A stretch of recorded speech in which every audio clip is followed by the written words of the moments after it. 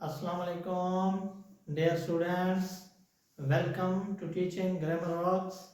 Dear students, today we will start past perfect tense interrogative sentences.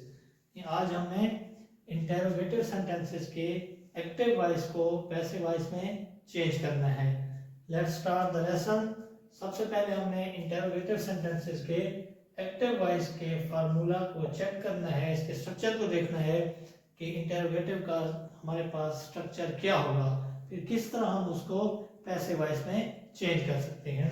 तो सबसे पहले हमारे पास हैड पास्ट परफेक्ट टेंस है, तो हमने हैड का इस्तेमाल करना है. तो सेंटेंसेस के शुरू में ही हम क्या लगाएंगे, हैड. हैड के बाद सब्जेक्ट, सब्जेक्ट के बाद वर्ब, वर्ब की थर्ड फॉर्म और प्लस ऑब्जेक्ट और क्वेश्चन मार्क. तो ये हमारे पास इंटरोगेटिव जो सेंटेंसेस हैं उसका एक्टिव वॉइस का सेंटेंस जो है ये हमारे पास होगा, जिसको हम चेंज करेंगे पैसिव वॉइस के अंदर. इसी के साथ ही हम इसकी एग्जांपल भी लिखते हैं सेंटेंस की सूरत में, ताकि हमें ये बात क्लियर हो जाए. तो हमारे पास सेंटेंस है had they plucked the flowers. Had they plucked the flowers. तो ये हमारे पास एक्टिव वॉइस का सेंटेंस है जो कि इंटरोगेटिव सेंटेंस है. अब जब हम इसकी पैसिव वॉइस बनाएंगे तो सबसे पहले हम इसका स्ट्रक्चर चेक कर लेते हैं, स्ट्रक्चर लिख लेते हैं कि इसका जो फार्मूला होगा, जो स्ट्रक्चर होगा वो कौन सा होगा, किस तरीके से हम इसको पैसिव वॉइस में चेंज करेंगे. तो सबसे पहले हमारे पास क्या होगा, हैड.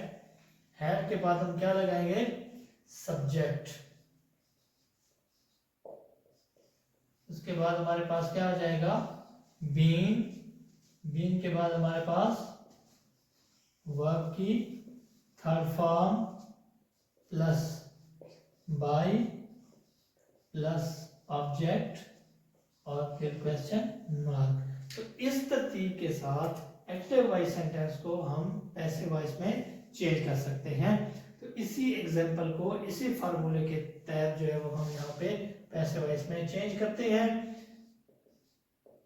तो सबसे पहले हमें क्या लगाना है, हैड. अब हमारे पास सेंटेंस क्या है, had they plucked the flower. तो सबसे पहले हमने क्या यूज कर लिया, हैड. हैड के बाद सब्जेक्ट. तो ये एक्टिव वॉइस का ऑब्जेक्ट है, इस ऑब्जेक्ट को हमें चेंज करना है सब्जेक्ट में. Had the flowers been. अब वर्ब कौन सी है हमारे पास, प्लक्ड, जो कि ऑलरेडी वर्ब की थर्ड फॉर्म है. Been plucked by. अब यहाँ पे क्या लगाना है, ऑब्जेक्ट. तो ऑब्जेक्ट हमारे पास कहाँ से आएगा, ये जो सब्जेक्ट है एक्टिव वॉइस का, इसको हम चेंज करेंगे ऑब्जेक्ट के अंदर. तो दे की जो ऑब्जेक्टिव हालत होगी देम और फिर क्वेश्चन मार्क. तो हमारे पास सेंटेंस क्या बनेगा, had the flowers been plucked by them. एक और एग्जांपल इसकी देख लेते हैं.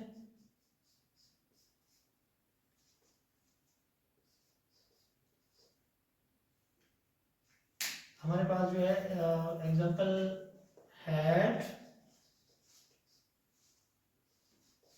We caught the birds. Sentence है हमारे पास, had we caught the birds. ये एक्टिव वॉइस का सेंटेंस है, इसको जब हम पैसिव वॉइस में चेंज करेंगे तो ये हमारे पास स्ट्रक्चर है, इस स्ट्रक्चर के साथ हम इसको पैसिव वॉइस में चेंज करेंगे. तो सबसे पहले हमारे पास क्या आ जाएगा, हैड. हैड के बाद हमें क्या लगाना है, सब्जेक्ट. तो हमारे पास इस सेंटेंस के अंदर सब्जेक्ट क्या बनेगा, द बर्ड्स. ये ऑब्जेक्ट जो है change into subject. Had the birds. यहाँ पे हम क्या लगाएंगे, बीन बीन के बाद वर्ब की थर्ड फॉर्म। तो इस सेंटेंस के अंदर वर्ब क्या है? काट। तो ये ऑलरेडी जो है वर्ब की थर्ड फॉर्म है, यानी इसकी first form catch, second form काट, थर्ड फॉर्म भी काट। यहाँ पे आ जाएगा काट, काट के बाद बाय का इजाफा और एंड पे क्या आ जाएगा? ऑब्जेक्ट। तो ऑब्जेक्ट कैसे बनेगा? हमारे पास एक्टिव वॉइस के अंदर जो सब्जेक्ट है ये चेंज इनटू ऑब्जेक्ट, लेकिन इस सब्जेक्ट की यहाँ पे हम ऑब्जेक्टिव हालत लिखेंगे। तो वी की जो ऑब्जेक्टिव हालत है वो है अस, और एंड पे हम क्या लगा देंगे? Question mark. तो हमारे पास सेंटेंस क्या बनेगा? Had the birds been caught by us. तो इस तरह ये इंटरोगेटिव सेंटेंसेस जो है वो एक्टिव वॉइस से पैसिव वॉइस में चेंज हो गए हैं। वेरी इजी स्टेप्स हैं, वेरी सिंपल हैं। तो जस्ट इनकी तरतीब जो है वो आपने याद रखनी है कि फार्मूले के अंदर इनकी तरतीब क्या है। उम्मीद है आपको ये अच्छे तरीके से समझ आ गई होगी। Thank you.